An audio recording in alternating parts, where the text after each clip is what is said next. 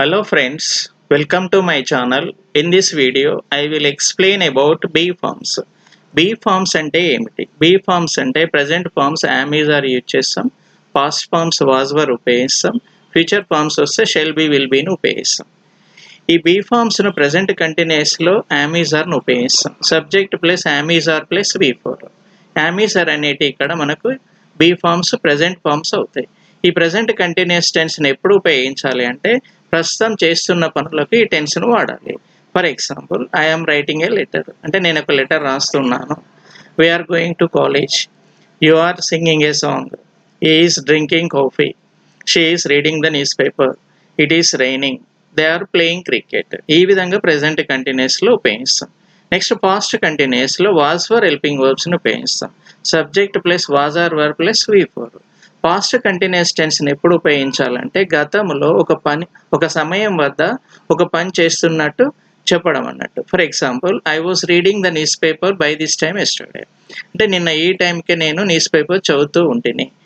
We were travelling, you were writing, you were studying, she was talking, it was eating, they were playing.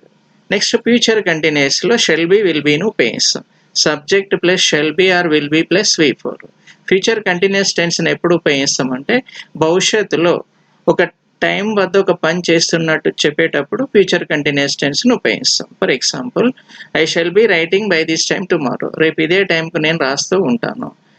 We shall be eating, you will be selling, he will be collecting, she will be coming, it will be changing, they will be cleaning.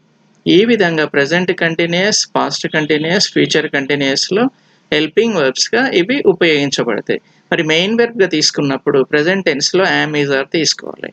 Yam ఉన్నాను, is ఉన్నది, are ఉన్నారు అనే meaning వస్తుంది. ఇక్కడ వెర్బ్స్ను వాడద్ది, ఇవే వెర్బ్స్గా పనిచేస్తాయి. For example, I am happy అంటే నేను సంతోషంగా ఉన్నాను. We are here, you are there, he is on leave, she is at home, it is here, they are busy. They are busy అంటే వారు బిజీగా ఉన్నారు. పాస్ట్ టెన్స్లో వాజ్ వర్ ఉపయోగించాలి. వాజ్ అంటే ఉంటిని, వర్ అంటే ఉండిరి అనే మీనింగ్ వస్తుంది. ఐ వాజ్ హ్యాపీ ఎస్టర్డే అంటే నేను నిన్న హ్యాపీగా ఉంటిని. పాస్ట్లో ఉంటిని అని చెప్పదలుచుకున్నప్పుడు వాజ్ వర్ వాడాలి. Next, we were here, you were there, you was on leave, she was at home, it was here, they were busy. Future టెన్స్లో షెల్ బి విల్ బీను ఉపయోగిస్తాం.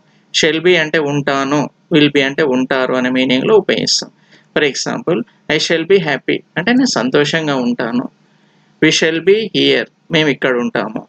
You will be there, he will be on leave, she will be at home, it will be here, they will be busy. ఈ విధంగా main వెర్బ్స్ను ప్రజెంట్లో am is are, పాస్ట్లో was were, ఫ్యూచర్లో shall be will బీను ఉపయోగిస్తాం. ఇప్పుడు నేను ఒక పని చేస్తున్నాను అని చెప్పదలుచుకున్నారు అనుకోండి. I am writing a letter అంటే నేను ఒక లెటర్ రాస్తున్నాను. నేను ఇక్కడే ఉన్నాను అని చెప్పాలంటే ఐ ఆమ్ హియర్ అంటే ఐ ఆమ్ హియర్ అనే దాంట్లో మెయిన్ వెర్బ్గా వస్తుంది. I am writing a letter అనే సెంటెన్స్లోనేమో హెల్పింగ్ వెర్బ్గా వస్తుంది. ఇప్పుడు నేను ఇక్కడ ఉన్నానని చెప్పాలి, ఐ ఆమ్ హియర్. నిన్న కూడా ఇక్కడే ఉంటేనే అంటే ఐ వాజ్ హియర్. రేపు ఇక్కడే ఉంటాను అన్నప్పుడు I shall be here tomorrow అని చెప్పుకోవచ్చు. ఈ విధంగా మెయిన్ వెర్బ్స్గా ఉపయోగిస్తాం. ఈ వీడియోను షేర్ చేయండి, ఈ ఛానల్ను సబ్స్క్రైబ్ చేసుకోండి. Thank you.